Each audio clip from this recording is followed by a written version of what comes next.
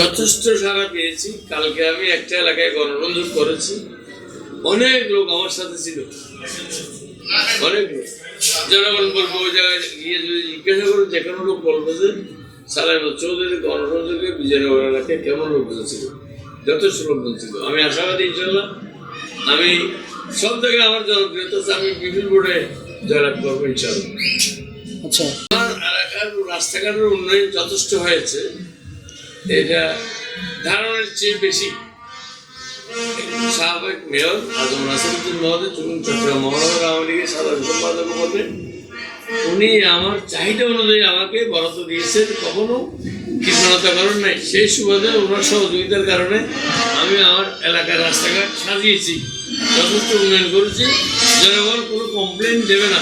আর আপনারা যদি পায়ে হাঁটে সব জায়গায়, গাড়িতে না পায়ে হাঁটে সব জায়গায় যদি আপনারা তদন্ত করেন, এই চিত্রটা বেশ পাবেন, বুঝতে পারবেন। করোনা মহামারীতে আমাদের অ্যাকচুয়ালি নির্বাচনটা হওয়ার কথা ছিল গত বছর 29শে মার্চ। করোনা যখন বৃদ্ধি হয়েছিল, আমরা বাংলাদেশের আমাদের স্বাস্থ্য বিভাগ বা সরকার, আমাদের স্বাস্থ্য মন্ত্রণালয়, বড় বড় বিশেষজ্ঞরা প্রস্তুত ছিল না। পৃথিবীর শক্তিধর দেশ, শ্রেষ্ঠ শক্তিধর দেশ আমেরিকা, তাদের ওখানে এখনো বহু বহু লোকজন মারা যাচ্ছে। সেই হিসেবে এখন আল্লাহর রহমতে আমাদের বাংলাদেশে অনেক নিয়ন্ত্রণ আছে। তো সেই সময় করোনা বৃদ্ধির কারণে 29শে মার্চে নির্বাচন স্থগিত করে দিয়েছিল 21শে মার্চ। এরপরে শুরু হয়ে গেল, একটু আকাল হয়ে গেল, লকডাউন মহকডাউন এই সমস্ত জিনিসপত্র আসতে পারতেছেন। তা প্রথম আমি দেওয়া শুরু করলাম ব্যক্তিগত পক্ষ থেকে, চাল ডাল আলু এগুলো দিয়েছি মানুষকে। এরপরে মাননীয় প্রধানমন্ত্রীর উপহার হিসেবে অনেক ত্রাণ এসেছে। সব ত্রাণগুলি আমি মহল্লা মহল্লায় আমাদের কিছু নেতৃবৃন্দ আছে, তাদেরকে দিয়ে আমি কেউ যেন বাদ না পড়ে সেভাবে আমি ডিস্ট্রিবিউট করিয়েছি। বলতে পত্রিকায় নিউজ করাচ্ছে কে বা কারা, আসলে কিশোরী গ্যাং বলতে পতাঙ্গায় সেরকম যেসব অন্যান্য জায়গায় যেভাবে সমস্যা হচ্ছে, কিশোরী গ্যাংয়ের দ্বারা এখানে সেরকম উৎপাত নাই। তবু কেউ কেউ কাউকে ব্যক্তিগত রেশারেশির কারণে কোনো পরিবারের ছেলেকে কিশোর গ্যাংয়ের নেতা হিসেবে আখ্যায়িত দিচ্ছে। এটা আসলে ভুল ধারণা, ভ্রান্ত ধারণা, পারবে না। মাদক বলতে গেলে মাদকের ব্যবসা এখন নাই বললেই চলে। মাননীয় মেয়র, সাবেক মেয়র আজম নাসিরউদ্দিন আমার এখানে এসেছিল, মাদক সন্ত্রাস জঙ্গিবাদের বিরুদ্ধে আমরা মিটিং করেছি এবং আমারও সেই ব্যাপারে জিরো টলারেন্স, সরকারেরও সেই ব্যাপারে জিরো টলারেন্স। যেগুলি অবৈধ মুসলমানের জন্য এগুলো তো কোনোভাবেই এগুলোর অনুমতি নেই।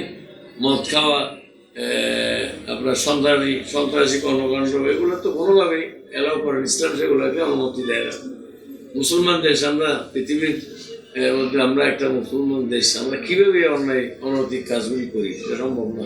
আমারও কোনো সমর্থন নেই। প্রথম একটা ওয়ার্ড কার্যালয়, যেটার জন্য 5 কোটি টাকা বরাদ্দ প্রয়োজন, 6 তলা বিশিষ্ট ভবন হবে। ওয়ার্ড কার্যালয়ের নিজস্ব জায়গা আছে। আমাদের এক প্রয়াত আওয়ামী লীগ নেতা, মুক্তিযোদ্ধার অন্যতম সংগঠক ডাক্তার মরহুম আইব আলী সাহেব, ওনার পৈতৃক 8 শতক জায়গায় ওয়ার্ড কার্যালয় দান করেছে। সেখানে জাতীয় পার্টির আমলে দান করেছিলেন উনি। জাতীয় পার্টির আমলে তৎকালীন কমিশনার জনাব আব্দুল কাদের সাহেব একটা ভবন করেছিল, সেই ভবনটা একেবারে জরাজীর্ণ। সেটার জন্য প্রকল্প নিয়েছি, টাকা বেশি লাগে, 5 কোটি টাকা কর্পোরেশনের নাই। 18টা ওয়ার্ড কার্যালয় একসাথে একটা প্রকল্প আছে, সেই প্রকল্প আমার ওয়ার্ড কার্যালয়টাও আছে, সেটাও হবে। আপাতত 2 কোটি টাকার কাজের উপর আরও 3 কোটি আল্লাহ যদি নির্বাচিত করে, ওইটা আমার 1 নম্বর কাজ, যাতে আমি সমাপ্ত করতে পারি। মাইজপাড়া এলাকার জনগণ আমার মধ্যে শুধু একটা দোষ যে ওয়ার্ড কার্যালয়।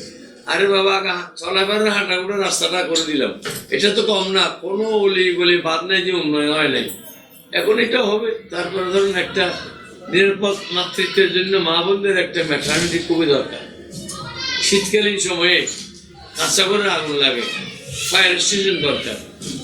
ছেলেদের জন্য একটা কলেজ দরকার। পৃথিবীর আজকে যে উন্নত দেশগুলি আছে, শিক্ষা দীক্ষায় যারা বেশি মেধাবী, তারা এই দেশকে উন্নতিতে তাদের মেধা কাজে লাগাইতে পারে। আমাদের মাননীয় প্রধানমন্ত্রী এবং বাংলাদেশ আওয়ামী লীগের সরকার, বর্তমান সরকার সবসময় শিক্ষাবান্ধব সরকার, শিক্ষাবৃদ্ধি খুব জোর দিচ্ছে, খুবই জোর দিচ্ছে। এটা অতীতের কোনো সরকার করে নাই। এই করোনার মধ্যেও উনি জানুয়ারির 1 তারিখের আগে বই দিয়ে দিয়েছে সব শিক্ষা প্রতিষ্ঠানে, 12 দিন সময় দিয়েছে কিস্তি করে, যাতে করোনার জন্য ছেলেমেয়েরা ছাত্রছাত্রীরা করোনা আক্রান্ত না হোক। 1 শ্রেণীকে 3 পার্ট করে দিতে বলেছে। আমিও বই বিতরণ করার সময় বলেছিল, আমিও বিতরণ করেছি। সেই হিসাবে অনেক আমরা উন্নতি লাভ করেছি আমাদের এলাকায়। এখন অনেক ঘরে ঘরে এসএসসি পাস আছে। কলেজ না থাকার কারণে হায়ার এডুকেশনের সমস্যা, 18 বার সমস্যা, পদকার সমস্যা। আর মেয়েদের জন্য পতাঙ্গা একটা গার্লস কলেজ আছে, ওটা ডিগ্রি পর্যন্ত। অচিরে সেটাকে এখন ভবন হয়ে যাচ্ছে, সে অচিরে সেটাকে অনার্স কোর্স পর্যন্ত নিয়ে যাওয়ার পরিকল্পনা আছে। উত্তর পতাঙ্গা দক্ষিণ পতাঙ্গা 2 প্রতিনিধি সিটি কর্পোরেশন এটা ব্যবস্থা করবে, যেহেতু এটা সিটি কর্পোরেশনের শিক্ষা বিভাগের আন্ডারে। ইনশাআল্লাহ এই কাজগুলি আমার করার পরিকল্পনা আছে। আর বেকার ছেলেদের জন্য হাতের কাজ শেখার জন্য টেকনিক্যাল ইনস্টিটিউট করার পরিকল্পনা আছে। লেখাপড়া ছেড়ে দিলে এসএসসি পাস করে কিছু করতে পারতেছে না, ওই ছেলেটা যদি টেকনিক্যাল ইনস্টিটিউটে পড়তে হয়, হাতের কাজ কোনটা বর্তমানে ডিমান্ডেবল, ওটা যদি শিখতে পারে তাহলে সে কর্মোপযোগী হলো, তার চাকরি পাইতে কোনো সমস্যা হবে না। মা বোনেরা তো ইউএনডিবিতে আমার অনেক কিছু আমরা পাচ্ছি। দক্ষিণ পতাঙ্গায় ইউএনডিবি ইউনাইটেড নেশন ডেভেলপমেন্ট প্রজেক্টের আন্ডারে আমার 24টা সিডিসি কাজ চলতেছে। ওনারা টুইন পেড ল্যাট্রিন দিচ্ছে, 4,800 টাকা নিয়ে 48,000 টাকার একটা ল্যাট্রিন দিচ্ছে, যাতে নিরাপদ টয়লেট, পরিবেশ বান্ধব টয়লেট। তারপরে ছেলে মেয়েদের লেখাপড়ার খরচ দিচ্ছে, মেয়েদের প্রশিক্ষণ দিচ্ছে, ছেলেদের ভোকেশনাল ট্রেনিং দিচ্ছে, অনেক সুযোগ সুবিধা দেওয়া হচ্ছে। পানীয় জলের অভাব যেখানে সেখানে ডিপ টিউবওয়েল দেওয়া হচ্ছে। ভূগর্ভের পানির স্তর নিচে না যাওয়ার কারণে পানীয় জলের খুব সংকট অনেক দিচ্ছে। আমি গত শুক্রবারে আমি আমার এলাকা বাড়ির পাশে বিয়েবার এলাকায় 13টা টয়লেট উদ্বোধন করে আসছি। তারপর আরেকটা জায়গা আছে চরমস্তি, সেখানে একটা ডিপ টিউবওয়েল, সেটা এখনো উদ্বোধন হয় নাই। 5টা টয়লেট সেখানে উদ্বোধন হয়েছে, এখনো কাজ চলমান। 24টা সিডিসি মানে বিশাল ব্যাপার। সরকার নিজেও দিচ্ছে, কর্পোরেশন দিচ্ছে, প্লাস দরিদ্রতা দূর করার জন্য, মানুষের জীবনমান উন্নয়নের জন্য এই গরিব ফ্যামিলি যারা, তাদেরকে এই ইউনিটির মাধ্যমে উন্নয়ন দিয়ে মানুষকে বাঁচার কায়দা শিখিয়ে দিচ্ছে, কি করলে কি বাঁচতে পারবে। যে দেশের অর্ধেক জনসংখ্যার অর্ধেক নারী, অর্ধেক পুরুষ, নারীদের ঘর বসিয়ে রেখে শুধু পুরুষ দিয়ে দেশের উন্নতি হবে না। সেই জন্য প্রধানমন্ত্রী ইউনিটির সহায়তা নিয়ে মেয়েদেরকে কাজে লাগিয়েছি। ইনশাআল্লাহ আমরা দক্ষিণ পতাঙ্গায় আস্তে আস্তে স্বাবলম্বীর দিকে যাচ্ছি। নিজের ভাই নিজে দাঁড়িয়ে কোনো রকম আমরা নিজের খেয়ে করে বাঁচতে পারতেছি আশা করি। আমার এলাকার ভোটারের কাছে তো আমি পরীক্ষিত। আমি প্রথমে 1973 ইংরেজি আমরা ইউনিয়ন পরিষদ ছিলাম, আমরা 8 নম্বর ইউনিয়ন পরিষদ। আমি ভাইস চেয়ারম্যানে কন্টেস্ট করেছিলাম। আমাদের এলাকার সম্মানিত প্রয়াত চেয়ারম্যান মরহুম শাহানুর চেয়ারম্যান সাহেব, ওনার সাথে উনি ভাইস চেয়ারম্যান কন্টেস্ট করছিলেন, উনি করছিলেন। 7 ভোটে আমি হেরে গিয়েছিলাম। এরপর সিট তৈরি করে আমি দেখেছিলাম সিট করে 96 আমি দেশের বাইরে ছিলাম। দেশে আসার পর 99 ইংরেজিতে সিটি কর্পোরেশন নির্বাচন। জনগণ আমাকে বললো যে আপনি প্রার্থী হলাম। 2000 সালে জানুয়ারির 3 তারিখে নির্বাচন হলো। বিপুল ভোটে জয়লাভ করলাম। জনগণের জন্য চেষ্টা করে গেছি। জনগণ আমার কর্মকাণ্ডে সন্তুষ্ট হয়ে 2টি মেয়াদে 2005 সালে আমাকে পুনরায় নির্বাচিত করলো। তারপরেও কাজ করে গেছি। 3য় মেয়াদে একটা ষড়যন্ত্র শিকার হয়ে, আমি কাউকে ব্লেম দিব না, আল্লাহর ইচ্ছা ছিল না, ষড়যন্ত্রটা আল্লাহর ইচ্ছার উপর হয়েছে। এটা আল্লাহর উপর দোষ না। এই ষড়যন্ত্রের কারণে আমি হেরে গেলাম। 4বার 2015 সালে বিপুল ভোটে এগিয়েছি। এইবারও ইনশাআল্লাহ আমি জয়লাভ করবো, কারণ আমি দীর্ঘ সময় যে জনগণকে খেদমত দিয়েছি। আমার এখানে কোনো ফি নাই, সব কিছু ফ্রি, শুধুমাত্র সরকারি নিয়ম অনুযায়ী জন্ম নিবন্ধনের টাকা দিতে হবে। সেটা নিবন্ধন সহকারী একজন সিটি কর্পোরেশন স্টাফ বসে থাকে, উনি ফি নেয়, রিসিপ্ট দেয়। এর বাইরে কোনো 2 নম্বরের কাজ এখানে নাই। আমি এতদিন যে কাজ করেছি, রাত্রি 12টা, 1টা, 11টা, 10টা কোনো টাইম নেই আমার ব্যক্তিগত কোনো জীবন না। আমার জীবন হলো, আমার ঘরবাড়ি হলো আমার এলাকার জনসাধারণ নিয়ে। তাহলে আমি এভাবে যখন কাজ করেছি, মানুষ সেটা উপলব্ধিতে আনছে। আমি ছাড়া আর কাউকে ভোট দেবো না, আমি বিশ্বাস করি। আমি বিশ্বাস করি, আমার জনগণের উপর আমার আস্থা আছে, ইনশাল্লাহ আমি জয়লাভ করবো। যেহেতু যিনি বাংলাদেশকে উন্নতির চরম শিখরে নিয়ে যাওয়ার কাণ্ডারি, মানবতার মা, বিশ্ব নেত্রী, বার্মার রোহিঙ্গাদের জায়গা দিয়েছে থাকার জন্য, ভাষান নোয়াখালীর ভাষাঞ্চলে উন্নত মানের আবাসন বিল্ডিং বানিয়ে দিয়েছে, সেই নেত্রীর বিচক্ষণ নেত্রী সারা গরিব দেশকে বলতেছে, জাতিসংঘের মহাসচিব বলতেছে বাংলাদেশ একসময় চলাবহী দেশ ছিল, সেই দেশ কিভাবে উপরের দিকে যাচ্ছে, তোমরা গরিব দেশ যারা আছো জাতিসংঘের সদস্যভুক্ত বাংলাদেশের মাননীয় প্রধানমন্ত্রী জননেত্রী শেখ হাসিনার কাছে যাও, ওনার থেকে শিখে আসো কিভাবে দেশকে উপরে নিয়ে যাওয়া যায়। এটা আমাদের জন্য পরম পাওনা। তাছাড়া এডিবি টাকা দিবে বলেছিল, সরি বিশ্ব ব্যাংক, ওয়ার্ল্ড ব্যাংক টাকা দিয়ে বলেছিল আমাদের পদ্মা সেতু নির্মাণের জন্য। তৎকালীন যোগাযোগ মন্ত্রী ছিলেন সম্পদশালী ব্যক্তি আবুল হোসেন সাহেব মাদারীপুরের, ওনার বাবার অনেক না কলেজ টলেজ আছে, অনেক শিক্ষা প্রতিষ্ঠান আছে, ওনারা বিত্তশালী পরিবারের সন্তান। টাকা না দিয়ে বলেছিল টাকা চুরি হয়েছে, বলেছিল যে আমাদের ডাক্তার ইউনুস সাহেবের লবিং করে বলেছিল টাকা চুরি হয়েছে। তা আমাদের প্রধানমন্ত্রী তাৎক্ষণিকভাবে বলেছিল বিশ্বব্যাংকের টাকা নেব না, আমরা নিজের টাকায় করবো। সেই পদ্মার নিজের টাকা স্টার্ট করে দোনো প্রান্ত লাগিয়ে দিয়েছে, জাঞ্জিরা আর মাওয়া লাগিয়ে দিয়েছে। এখন ভিতরে কাজ চলতেছে কিসের, রেল লাইনের। ইনশাল্লাহ 2021 সাল না পারলেও 22 সালের মধ্যে উদ্বোধন হয়ে যাবে। পতাঙ্গায় টানেল হচ্ছে, টানেল কোন জায়গায়, চট্টগ্রামে, চট্টগ্রাম কোন এরিয়া, কোন এলাকা, পতাঙ্গা। সেই জন্য আমরা পতাঙ্গাবাসী গর্ববোধ করবো। 1 সিটি 2 টাউন, একটা শহরে দুইটা টাউন এলাকা, একটা হলো পতাঙ্গা আরটা আনোয়ারা। টানেল দিয়ে আঠারো মধ্যে অনেক সময় সাশ্রয় হবে, অনেক তেল সেভ হবে, অনেক অর্থনৈতিকভাবে উভয় এলাকা উন্নত হবে, আমাদের ব্যবসা বাণিজ্য সম্প্রসারিত হবে। থেকে মিরসরাই স্মার্ট সিটি হচ্ছে, ইকোনমিক জোন হচ্ছে, মনীষরাই থেকে রিং রোড কক্সবাজার হয়ে বার্মা আপনার বাণিজ্য কেন্দ্র কুম্বিং সেখানে নিয়ে যাবে। অনেক কিছু আমাদের জন্য আছে। ফ্লাইওভারের কাজ চলতেছে আমাদের পতাঙ্গা, এটা ফ্লাইওভার বাড়িগুলি থেকে আমাদের পতাঙ্গা হয়ে আসছে, আর আউটার রিং রোড হয়ে গেছে, যেটা দিয়ে আমাদের পতাঙ্গা সুরক্ষিত। অত্যন্ত সুন্দর মনোরম পরিবেশে মানুষ বেড়াতে আসতেছে, ওনারা আনন্দ উপভোগ করে আবার চলে যাচ্ছে।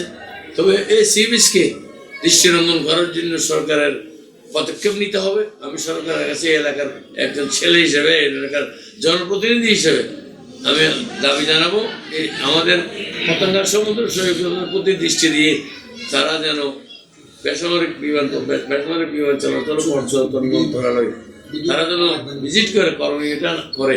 এ না করলে এত উন্নয়ন দিয়ে কোনো কাজ আসবে না। যদি দর্শনার্থী আনন্দ পাওয়ার জন্য যে সমস্ত এলিমেন্ট, যে সমস্ত বিষয়গুলি লাগে, সেগুলির কিছুই নেই, কোনো কিছুই নেই। টয়লেট পর্যন্ত নেই, এখানে টয়লেট পর্যন্ত নেই। আমি সেদিকে অনুরোধ করবো আজকে আমার বক্তব্য থেকে। আমি তো সরকারের এত বড় উপরে আমি তো যাওয়া সম্ভব না, মাননীয় প্রধানমন্ত্রী সহ ওই মন্ত্রণালয়ের মাননীয় মন্ত্রী মহোদয়কে আমি অনুরোধ জানাচ্ছি, বিশেষ করে আমাদের সরকারের ক্যাবিনেট মিনিস্টারদেরকে আমি আবেদন জানাচ্ছি, তারা যেন এই বিষয়টার উপর দৃষ্টি দেন। আর ধরেন আমার অনেক পরিকল্পনা আছে, আমি বয়স্ক ভাতা দিয়েছি অনেককে, কার দল করে আমাকে ভোট দেয় কেন সেটা আমি দেখি নাই। আমি বিধবা ভাতা দিতে পারিনি, যেহেতু গ্রামে আছে, শহরে নাই। এটা হচ্ছে সিটিতে নেই। তবে আমরা প্রস্তাব রেখেছি ইয়েতে সমাজসেবা ডিভিশনের একটা বিষয় আমাদের নিয়ে মিটিং হয়, কর্পোরেশন আসলে মিটিং হয়, সেখানে আমি প্রস্তাব দিয়েছি। একজন একটা পরিবারের স্বামী স্ত্রী 2 জন, ছেলে মেয়ে নাই, স্বামী মরে গেল, ওই মহিলাটা সংসার চালাইতে পারে না, ভাত পায় না, খাবার পায় না, ইলেকট্রিক বিল পরিশোধ করতে পারে না, গ্যাসের বিল পরিশোধ করতে পারে না, খাওয়া দাওয়ার ব্যবস্থা করতে পারে না, বাধ্যগতভাবে ওই মহিলাটা ভিক্ষা করতে হয়। ভিক্ষা ব্যক্তি এটা 0 টলারেন্স নিয়ে আসবে। সেই জন্য আমি আবেদন জানাবো যেন বিধবাকে শহরেও চালু করা যায়। গ্রামে আছে বিধবা ভাতা, আর বয়স্ক ভাতা পুরুষ মহিলা পাচ্ছে, প্রতিবন্ধী ভাতা পাচ্ছে, সরকারের যাবতীয় ফ্যাসিলিটি ইনশাল্লাহ সরকারের পক্ষ তো যেগুলি আছে, দুগ্ধ ভাতা পাচ্ছে, প্রেগনেন্ট মা বোনেরা তারা পুষ্টিকর খাবার পাচ্ছে, দুধ, এগুলি পাচ্ছে। যেই সুবিধা চট্টগ্রাম মহানগরের জনগণের জন্য, গরিব জনগণের জন্য, প্রান্তিক জনগোষ্ঠীর জন্য আছে ইউনিটের মাধ্যমে সবগুলি ব্যবস্থা আমি করে দিয়েছি। ইনশাল্লাহ আগামীতে যদি নির্বাচনে এলাকার জনগণ ভোট দিয়ে আমাকে নির্বাচিত করে পুনরায় তাদের দায়িত্ব দেয়, তাহলে ইনশাল্লাহ আরও কীভাবে বেটার ফ্যাসিলিটিস দেওয়া যায় সেদিকে আমি চেষ্টা করব। আমার পথঘাট চিনতে কোনো সমস্যা নেই। আমি বারবার নির্বাচিত থাকার কারণে আমি সবসময় সব জায়গায় আমি যেতে পারি, আমার একটা অবস্থান আছে। আর আমার কোনো ফি নাই, আমি সালিশে যাই, সালিশ করি। আমি কিন্তু ভাত খাই না, খাবার আমি টোটালি খাই না। এটা আমার অভ্যাস, নেচার। কারণ আমি একটা দৃষ্টান্ত রেখে যাচ্ছি, একটা স্থাপন করতে যাচ্ছি এই জন্য যে এলাকার মানুষ অনেক অবহেলিত ছিল। জনপ্রতিনিধিত্ব করতে হলে আমি কতটুকু পারছি জনগণ বিচার করবে। আমার চেয়ে যারা বেটার করতে পারার মতো সেই মন মানসিকতা নিয়ে আগামীতে যারা জনপ্রতিনিধিত্ব করবে তাদের আমি অনুরোধ জানাচ্ছি। এবং আমি আমার বয়সের এটা শেষ নির্বাচন, এটা আমার শেষ নির্বাচন। এরপর আলোচনা আমাকে বাঁচায় রেখে আমি আর নির্বাচন করবো না। আমাদের মাননীয় প্রধানমন্ত্রী আমার বড় বয়সে, পৃথিবীর সর্বশ্রেষ্ঠ দেশ, শক্তিশালী দেশ আমেরিকা, ওই দেশের ট্রাম্প যে হারে গেছে ওনার বয়স ৭৪, আর যিনি নির্বাচিত হয়েছেন জো বাইডেন, ওনার বয়স ৭৭ বছর। আগামী ২০ তারিখ উনি দায়িত্বভার গ্রহণ করবে, তাহলে ৭৭ + ৫ ৮২। এমনি আমেরিকানদের আয়ু দীর্ঘ, আমাদের আয়ু দীর্ঘ না হলেও আমরা এখন আমি লিমিট অ্যাক্সেস করেছি, লিমিট আমি অতিক্রম করেছি। বাংলাদেশের মানুষের গড় আয়ু ৭১ বছর, তাই না? তো আমি সেটা বাড়িয়ে গেছি ইনশাল্লাহ। তো অনেকে বলে যে বুড়ো মানুষ কি করবে, তো আমাদের চিটাগাঙ্গের কথা আর কি, পুরাতন চাউল ভাতে বরকত হয়, ভাত বাড়ে না। আমি যখন পথঘাট চিনি কি করলে কি হয়, সেজন্য আমাকে আরো উন্নত করতে, কোন পথে যেতে হবে, কার কাছে যেতে হবে, কোথায় যেতে হবে, সেগুলো আমি রপ্ত করে ফেলেছি ইনশাল্লাহ।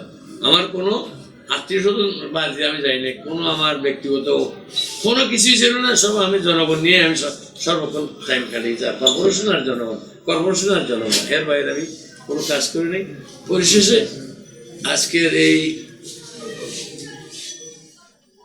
কর্ণফুলী টিভির মাধ্যমে দর্শক শ্রোতাদের আমি সালাম জানিয়ে এই আহ্বানটা রাখবো যে আমার কর্মকাণ্ড আপনারা দক্ষিণ পশ্চিমবাসীর যদি মনোভূত হই, আপনাদের কাজে যদি আমি সন্তুষ্টি অর্জন করতে পারি, আপনারা যদি সন্তুষ্ট থাকেন আমার কাছে আপনারা যদি সন্তুষ্ট থাকেন, আশা করি পুনরায় আমাকে শেষবারের মতো আপনাদের মূল্যবান রায় দিয়ে আমাকে নির্বাচিত করে, এই বয়সের শেষবারের মতো আমাকে একটু নির্বাচিত করে আমাকে পুনরায় আপনাদের খেদমত করার সুযোগ দেওয়ার জন্য বিনয়ের সহিত আহ্বান জানিয়ে আমার বক্তব্যের ভুল ত্রুটি আমার সুন্দর দেখার আহ্বান জানিয়ে আমি আমার বক্তব্য শেষ করলাম। ধন্যবাদ সবাইকে, আসসালামু আলাইকুম। ধন্যবাদ কর্ণফুলী টিভি কর্তৃপক্ষ, যাদের সাংবাদিক ভাইয়েরা আপনারা যারা এসেছেন আপনাদেরকে ধন্যবাদ, উপস্থিত জনসাধারণকে ধন্যবাদ। আসসালামু আলাইকুম।